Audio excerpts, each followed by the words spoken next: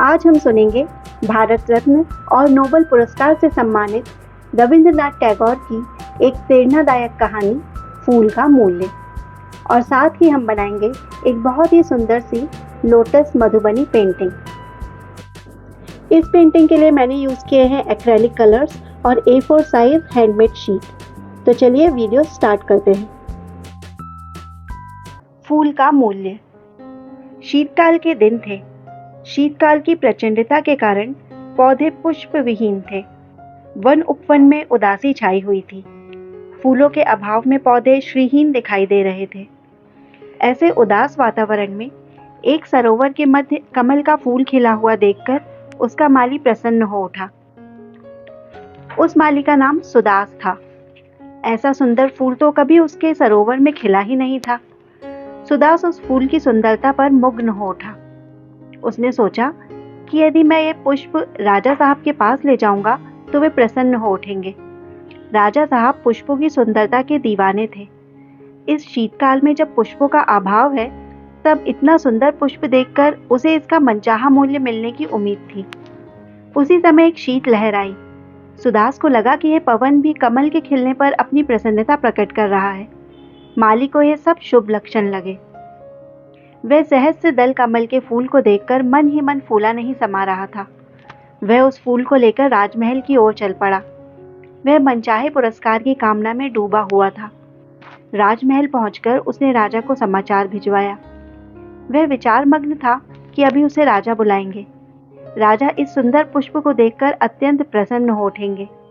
अच्छे मूल्य की अभिलाषा में वह यत्न पूर्वक उस पुष्प को पकड़े हुए उसे प्रेम पूर्वक निहार रहा था।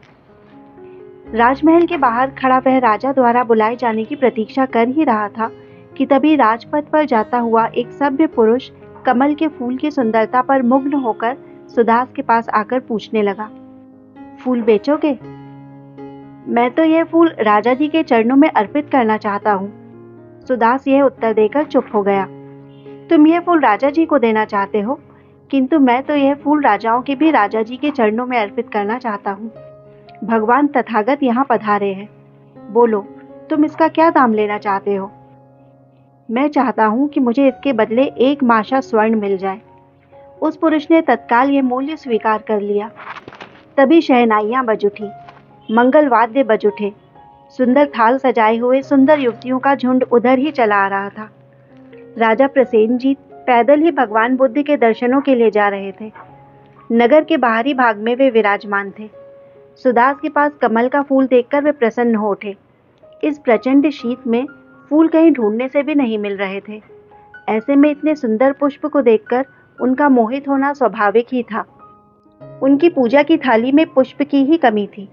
राजा जी ने सुदास से पूछा, इस फूल का क्या मूल्य लोगे?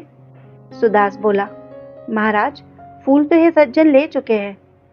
कितने में? 1 माशा स्वर्ण में। मैं तुम्हें इस पुष्प के बदले 10 माशा स्वर्ण दूंगा। राजा जी की वंदना करके उन सज्जन ने कहा, सुदास, मेरी तरफ से 20 माशा स्वर्ण ले लो।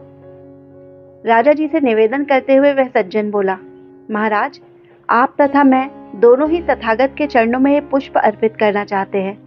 इसलिए आप और मैं इस समय राजा या प्रजा ना होकर 2 भक्तों की तरह ही व्यवहार करें तो ज्यादा उचित रहेगा।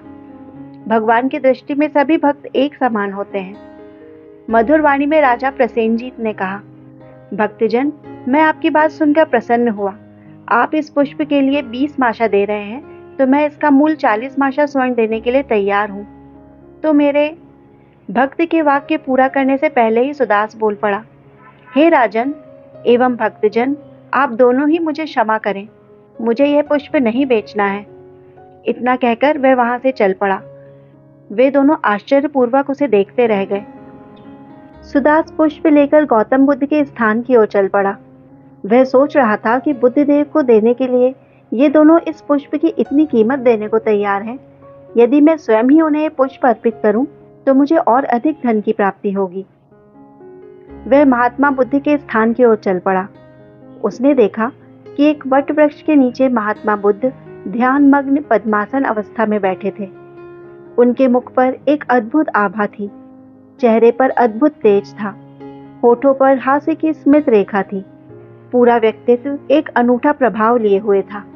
सुदास उन्हें देखकर अपने होशो हवास भूलकर आदरपूर्वक निर्निमेष भाव से उन्हें निहारने लगा। आगे बढ़कर उसने आदरपूर्वक उनके चरणों में वह फूल अर्पित कर दिया। उसका तन मन एक अलौकिक सुख का अनुभव कर रहा था। महात्मा बुद्ध ने उससे प्रश्न किया, हे वत्स, क्या चाहिए? आपकी क्या इच्छा है? सुदास मधुर स्वर में बोला, कुछ नहीं, बस आपका आशीर्वाद चाहिए। अगर आपको ये वीडियो पसंद आया तो इसे ज़रूर लाइक करें और हमारे चैनल को सब्सक्राइब करना ना भूलें। तो मिलते हैं नेक्स्ट वीडियो में एक नई कहानी और एक यूनिक आर्टवर्क के साथ।